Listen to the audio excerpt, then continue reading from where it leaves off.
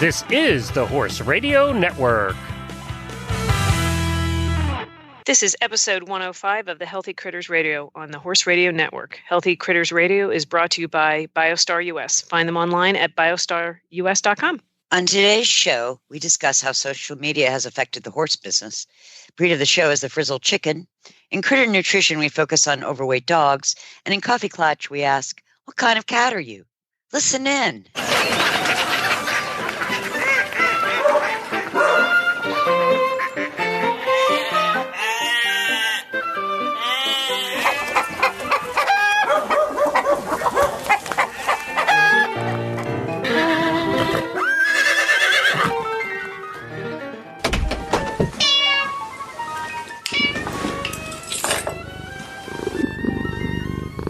I'm Tigger with Biostar.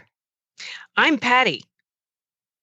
And I'm Coach Jen, and I'm hanging out here in the background. And welcome to the Healthy Critters Radio Show. What's up, ladies?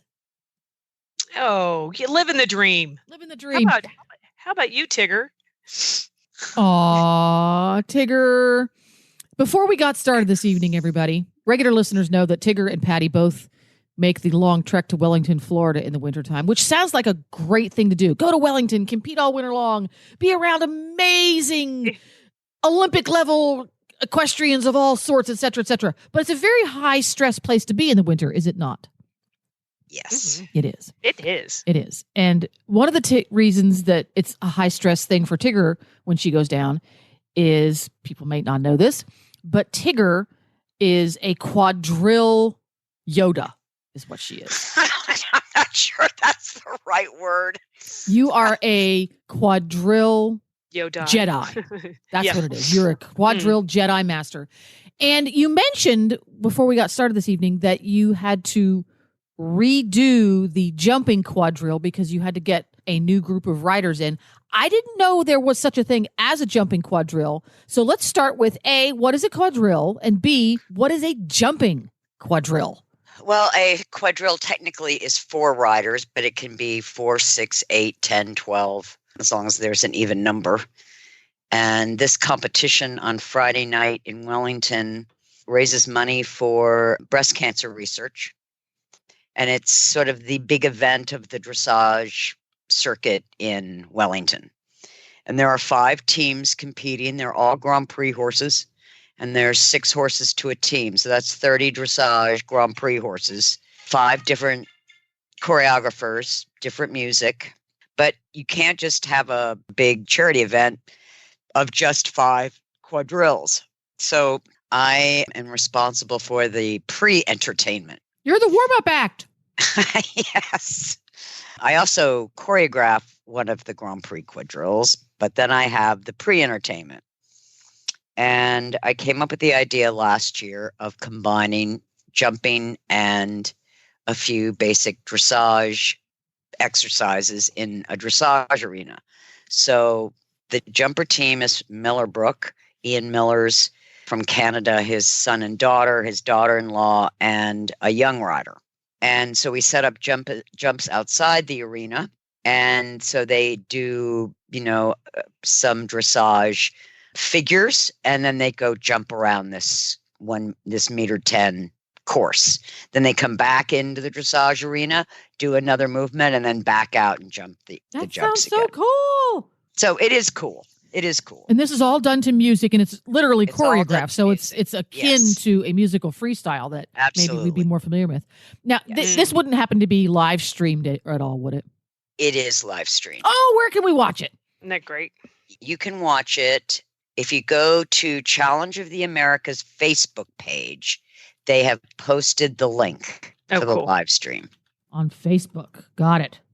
I'm doing that right now. Challenge of the Americas Winter Karting Series. No, that's not what I'm looking for. No. That's what I'm looking for. Challenging the musical green. There it is. I will put the link in the show notes on the off chance that they have it recorded and you can watch it later, because usually they record this stuff in addition to doing the live stream and catch up on it, because it sounds like so much fun.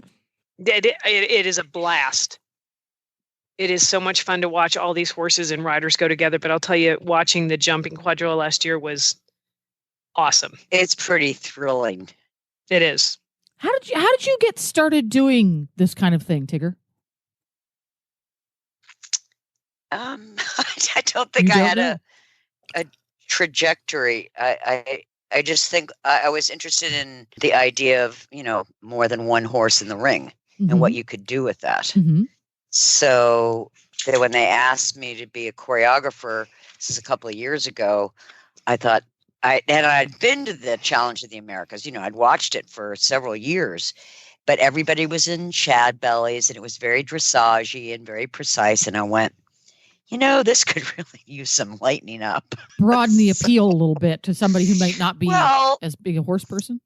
Because after all, it's a charity event, so I'm sure people buy tickets to help, yes, right? But I think the dressage community also could use a little lightening up. No.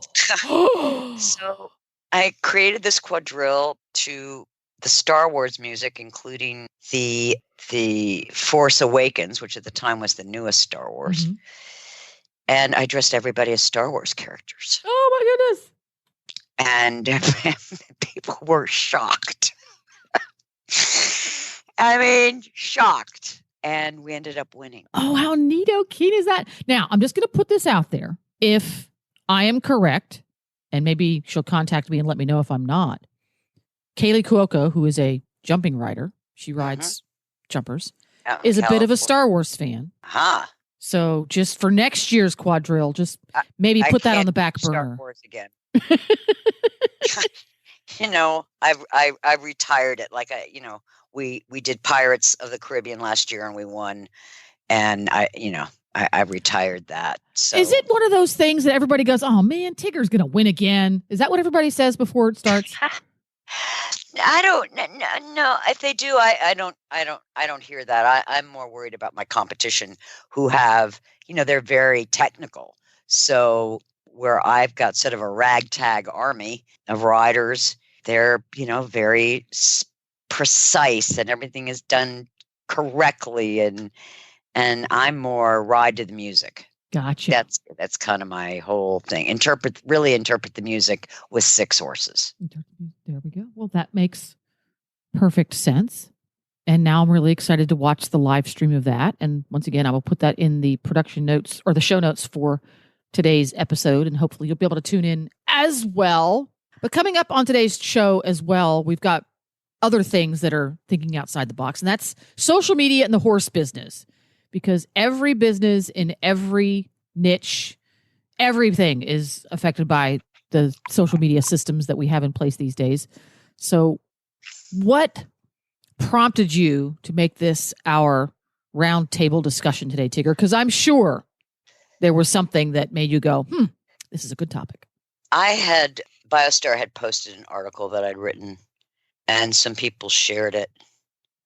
And really, for the first time, I kind of got that horrible sensation of people like being rather strident and imperious. And I was so shocked that I thought, wow, I mean, I bet riders go through this. I mean, we know that there's one specific site, which will be unmentioned, that kind of goes out and attacks American riders, dressage riders in particular. But I kind of stay neutral in social media, just post pictures of my dogs, and I just kind of stay out of the fray. And I kind of got it. And I was like, whoa. So it made me think, somebody posts a picture or a video of a sales horse and you are just open to, criticism that unjustified, perhaps. Yeah, it's just the freedom to be judgmental. Yes, it's the freedom to jump to conclusions. Yes, and it's the freedom to be nasty about it. Yes, not even polite. Yeah, I think that the anonymity that online interactions provide, and that anonymity in that the person at the receiving end of your inappropriate comments is unlikely to be able to do anything about it. Exactly. And it's being an introvert. I get this because I feel more comfortable interacting on social media because it's not as close a relationship for me. So it's comfortable for me, but realize that, hello, we have to have some decorum. But I can see how it's basically a type of bullying. What do you think that would be an accurate take on it? Not in my case. I don't think it was bullying. I think that it's reflective of a kind of freedom to say whatever the hell you want to say and not ever really have a discussion, because you can't on Facebook. Facebook isn't designed for a discussion. Not really. No, it's more it's designed to go, oh, look, my flowers bloomed, Yes. or golly, Yes, I'm exactly. dating a new person. Yeah, that's really what it was made for. It's social. So, Patty, you are an equestrian professional. You train horses. You ride horses. You occasionally sell horses. Have you experienced persons interacting with you or your company on social media that it just made your head spin and say, where did that come from? To a certain extent, it has. I've been, I think, pretty fortunate that way. But I think what makes social media hard for me is, it's supposed to be social. And I'm not real big on, when I first came out, I approached it differently. I kind of like everybody else did, but then I really pulled back because I don't want people to know, some stuff in my life, because I think a lot of people, I found myself looking and viewing at other people's lives thinking they were going a certain way and then realizing they really weren't. So I thought, well, I just have pulled back on a lot that I'll post. But as far as the business aspect of it, I realized that I just know that there's nothing that I would post personally in my business about myself, because it could very easily affect your business. Like if you think a certain way or you believe certain things and you put that out there a lot, that can actually deter from selling horses. So that's kind of how I have felt the pressure from the social media part of it. So, the way I handle it is I just don't put that much out there. Occasionally I'll do, but I have witnessed so many. I just a couple weeks ago, I had been posting about something that I felt very strongly about, and the thread that came through that, and there was a literal fight between two people. And actually, one of the people messaged me on Facebook. I literally just put the thing up, and then it threaded down through all these other people, and I was dumbfounded. It had nothing to do with me. It had to do with the interaction between the two people and how they just kept going at it. And this one person just had this view of it. And it was baffling to me that people contacted me. Yes, I was the original one that posted. I reposted something. It wasn't like I made a post. So somebody who got involved with an altercation that started with yours. Right? How dare you post that? It caused an argument. Well, I know, but it was so funny because it was just, I obviously felt very strongly about this particular thing. And this other woman came in and said, yes, albeit that's a horrible thing that's happening, but you should be forgiving this person. Well, they just got into it, blah, blah, blah, went back and forth. And I had people messaging me on Facebook going, who is this person? Because, I will tell you, there is a huge percentage of the people that I'm friends with that I've never met him. Yeah. So and they were like, what do you think that this person, I'm like, I don't know, Yeah. So that's now, do you keep separate Facebook pages for your business and personal? Yes, I do. So for your business page, that makes sense that there are people on there that you interact with. You don't really know them, perhaps at all. Right. Absolutely. So that's something that you have to be. It's almost as if you have to be hyper PC on social media for your business, just because people can take things, they take it wrong. Does that make sense? Because when you're talking to somebody, you have a conversation, you have context. When you see a social media post, there may or may not be context. What do you think, Tigger? Do you think context I think it's the same problem with texting. Yeah. Mm-hmm. I agree. Yeah. Yeah, texting can be hard. Boy, the more I've texted in my life, I mean, there's so many wonderful conveniences to texting because I can, I can get back to. Gonna be late. Can you feed the horses? It's wonderful for that. Yeah, kind of. But it's also it really it's a problem, I think. So I'm trying to stay far less disconnected. I mean, my kids are older now, so I don't feel like as anxious about making sure that I'm always answering the phone, or like I just, I think about how my mom did it. She'd leave the house and never know if anybody called, and there wasn't an answering machine when she got home. So, I just we all made it. So, so I'm trying to get a little bit away from that, kind of like Tigger wanting to get postcards, I'm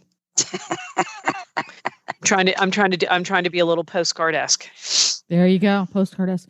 So, Tigger, well, if you have thoughts about social media, please send us a postcard. Yeah, we'd love to read it on the air.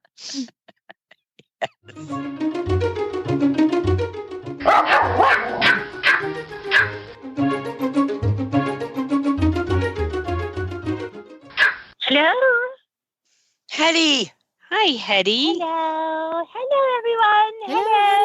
Hello.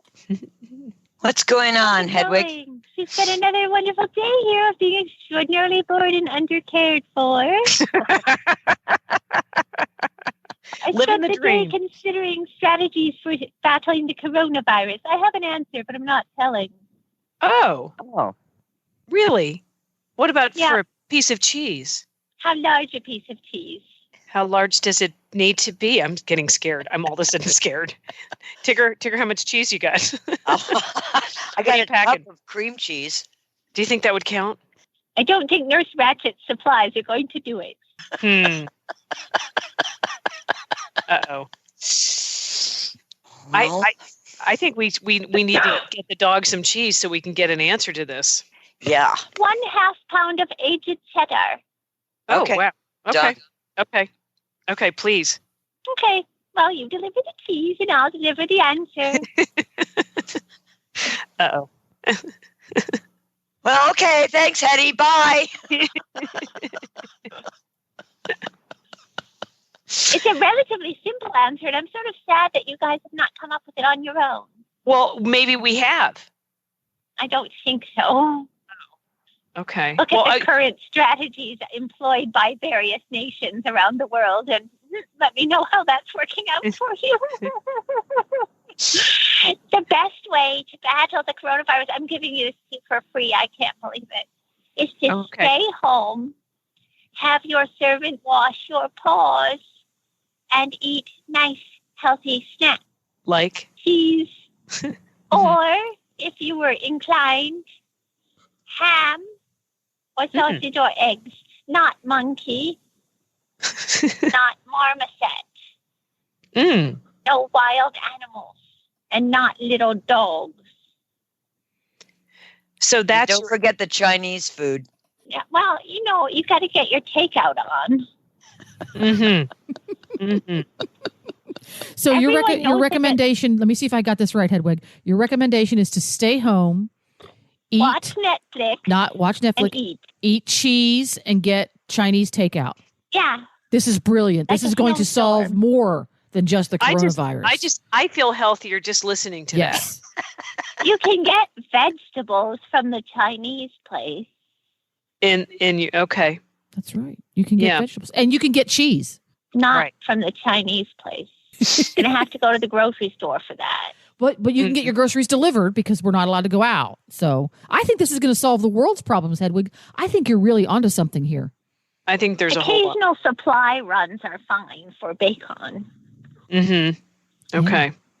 Yeah. Okay. Well, I mean, there you go. Well, thank you, Hedwig. We appreciate it. We're going to pass that on to our listeners. Yeah. Hedwig's solution to the coronavirus outbreak. Yep. Do avoid the medieval approach of the weird clove-studded oranges stuffed into funny masks. It doesn't do any good. And you just look like a dope. I'm halfway there. There we go. Thanks, Hetty. Hedwig. Thanks. Thanks, Hetty. Bye. Bye. And now it's time for the breed of the show. So we're at breed of the show, critter of the show section, and we are doing the Frizzle chicken. So excited about this. So I was at a horse show 2 weekends ago, and I saw a girl that I've known for a long time, and she has gotten into chickens. And so she started to tell me about this. And since I'm, buying a house, I'm very excited about possibly having chickens. And she was telling me about the Frizzle. Well, I started looking up a Frizzle, and the Frizzle, I'll tell you, may be my favorite one yet. So the interesting thing about the Frizzle, so the Frizzle is kind of what it sounds like. The plumage is very kind of wrinkly and frizzled, and it's quite adorable if you look it up. Tigger, I don't know if you've ever had a Frizzle or if you've seen one. No, I haven't. Oh my gosh, they're adorable. So, and it's kind of interesting because it's not a breed, it's actually a gene. So you can breed a Frizzle chicken to other types, and there's certain breeds that are more prone to taking on the Frizzle. Oh, that's never going to get old. Like a Silky, and if you do that, which is called a Sizzle. And they're really cute because, everybody knows what the Silkies look like with their long, cute little plumage. So they end up calling them Sizzles. But they cross well with a Cochin, I think I'm saying that right, or a Polish or a Plymouth Rock. And they're obviously really adorable. There's a bunch of different colors, not the same types that you would find within the breed that you go, but like white, black, buff, silver, and silver gray. But the original purpose was for them to show, to be, a show bird or chicken. And they've got wonderful attributes. They're apparently very, very friendly. They're good. They're great chickens to have around, like in your backyard or to have a pet. They're fairly hardy. They're good foragers, right, Jennifer? But, foraging is important. It sure is. So because they were originally, intended for showing, they're good layers. They're not great layers, but they're very broody, very attentive moms, but they do lay kind of smaller eggs. They're a beautiful color, like a cream or a tinted color in the eggs. So it's really cute. If you look this up, you can find this cute little video of little baby chicks that are about 2 weeks old. And you can see because obviously if you breed a Frizzle rooster to a Silky hen, not all of them are going to come out as Frizzles, which I did not realize that.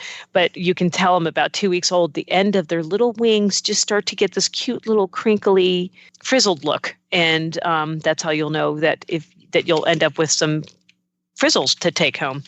If you ever get into the breeding part, this is really quite interesting. You never breed a Frizzle to a Frizzle because then you get a frazzle. And you don't want a frazzle because they're extremely delicate. I guess their plumage can break off very easily, and they're just delicate. But kind of last but not least, which is interesting. So everywhere I read, they said that, here it is considered absolutely not a breed. It's considered plumage. But in like Ireland and the UK and Italy, it's actually considered a breed. So that's kind of an interesting tidbit. But it sounds like I'm so gonna get me a Frizzle when I can get everything up and going. But just great. They're great backyard chickens to have. They're friendly and they're cute as they could be, and they're decent egg layers. So there's something for people to consider. And they're so cool looking. You can get Frizzles and they all trot around looking like they stuck their little toe in an outlet. It's so cool. I know. I don't know. I just can't wait. I've only seen pictures. I cannot wait to see them in person.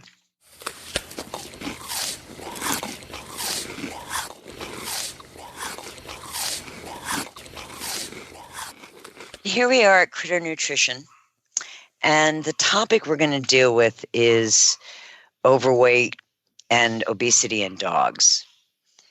The Association for Pet Obesity Prevention estimated in 2018 that in the United States, there are more than 100 million dogs and cats that are overweight or obese, which is up from 80 million 5 years ago.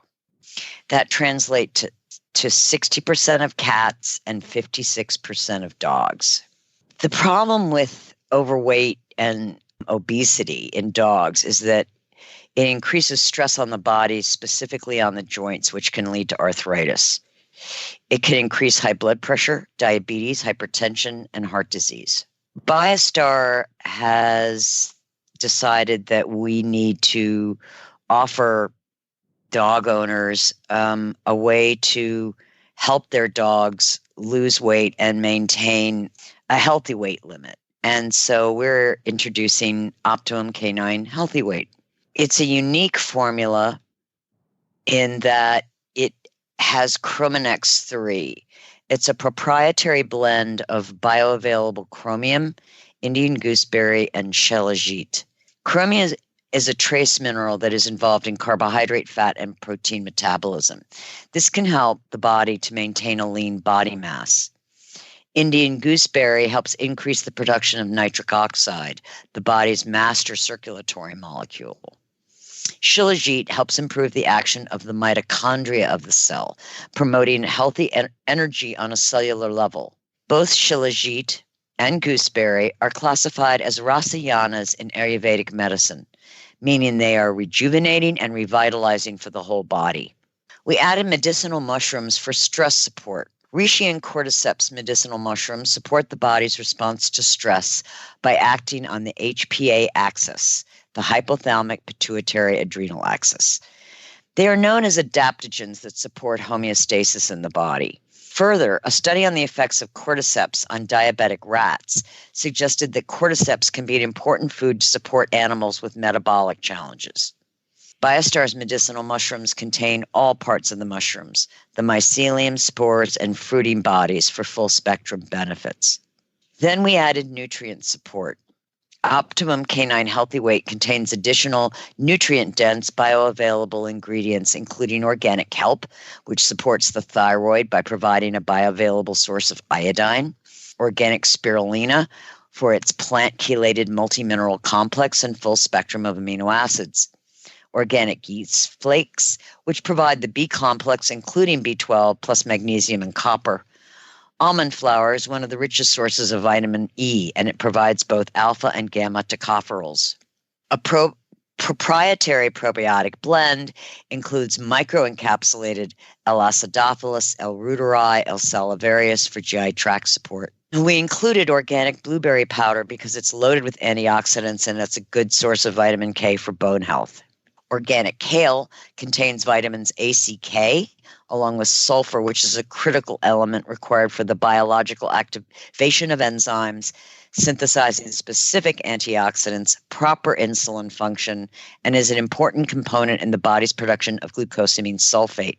We use coconut meal for protein and desiccated beef liver for the essential amino acids, including taurine and CoQ10 for healthy heart function. Optimum Healthy Weight is made especially for dogs that need to watch their waistlines. As an addition to your dog's meal, this formula helps maintain a healthy weight while ensuring your dog is getting the vitamins, minerals, and whole body support he needs from real bioavailable ingredients. Real horses and real dogs are healthier, perform better, and recover more quickly on real food. That's why Biostar empowers horse and canine owners with 100% whole food nutrition, supplements, and feeding programs.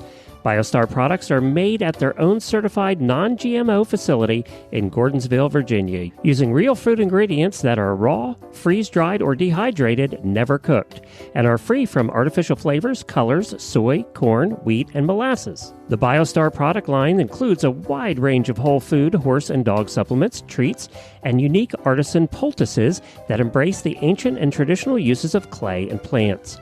Visit biostarus.com today and learn about whole foods and canine and equine nutrition so you can make the best decisions about the care and health of your horses and dogs. That's biostarus.com. Whole food nutrition the way nature intended.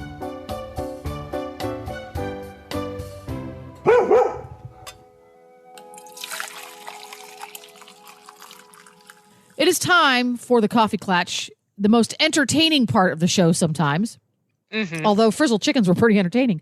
Tigger, yes, the Coffee Klatch today is, what kind of cat or what breed of cat would you be? And I'm just a little bit surprised at this because you're not really a cat person. You're more of a dog person. How'd this happen?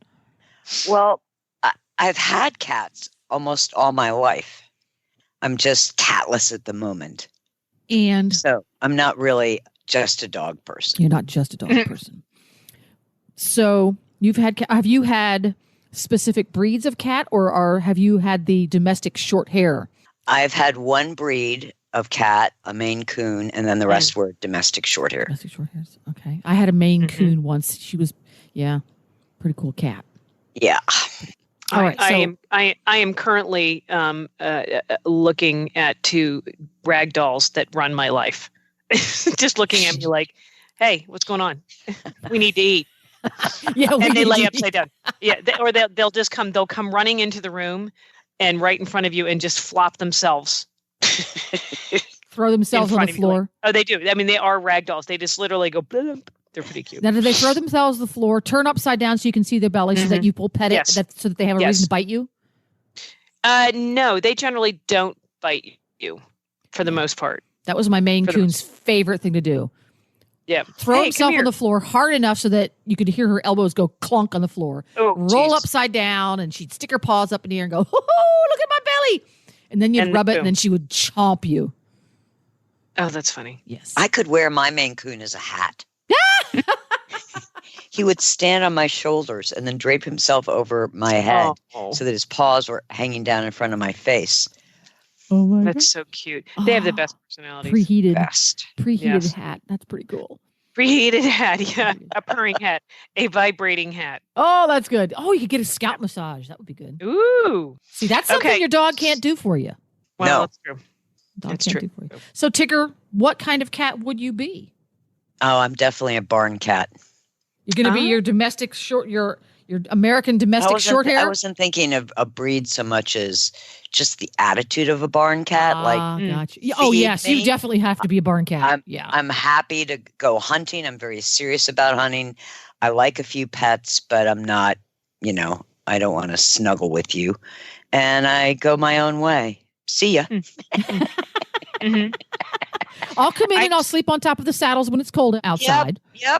Yep. Or if you have a nice little nest for me in the blankets, that's good. But I think the barn cat is very independent, and that definitely is my personality. Yeah. Yeah, I kind of agree with that one. How about you, Patty? Do I agree with it? Absolutely. I always thought Tigger was a barn cat. Meow. Oh my goodness. What kind of cat would you be? Okay, I'm just going with the whole theme here. Okay, I hope I say it right. A Selkirk Rex. Ooh, what's that? It's just a really, really cool, crinkly coated cat. I see a theme here. Crinkly coated cat.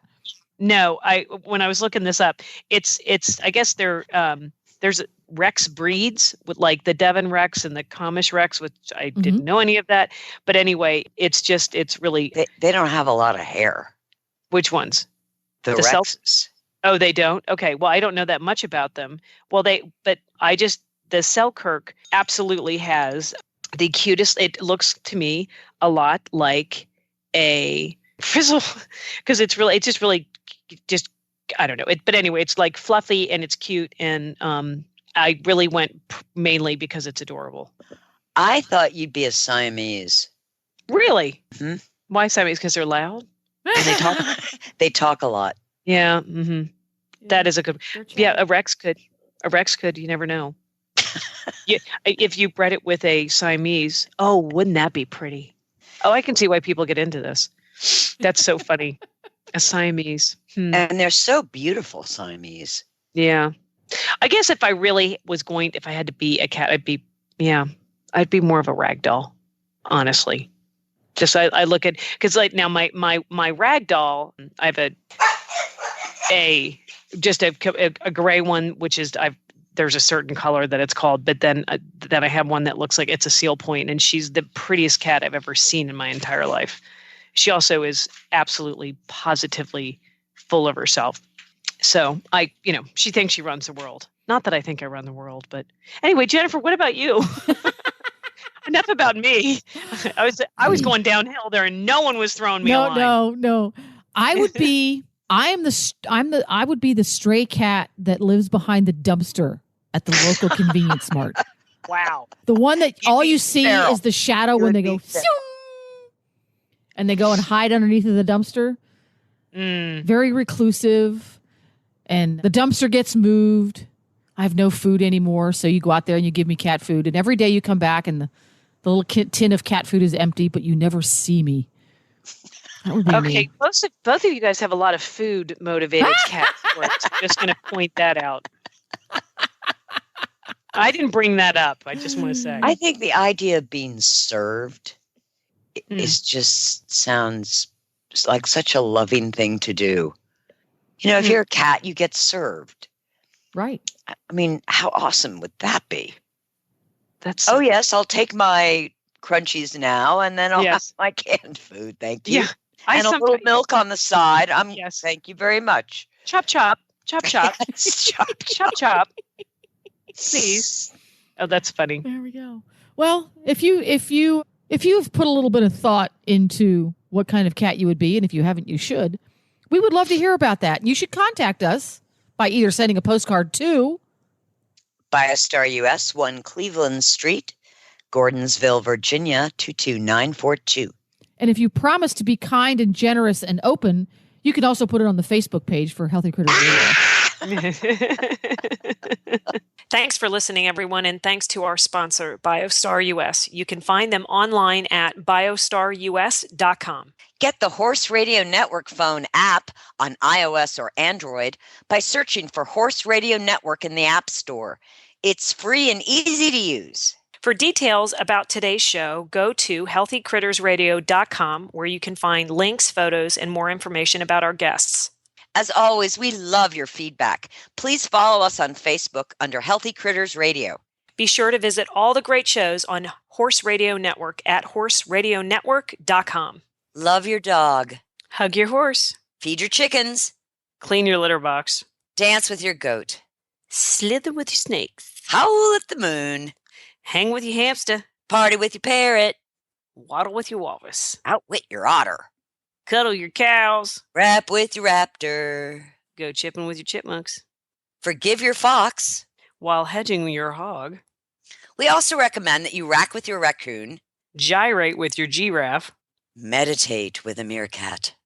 Uber with your orangutan. Facebook with your flamingo. Ponder with your panda. Walk with your Wookiee. Yawn with your yak. Twitter with your toucan. Go raining with your reindeer. Dropbox your dragon.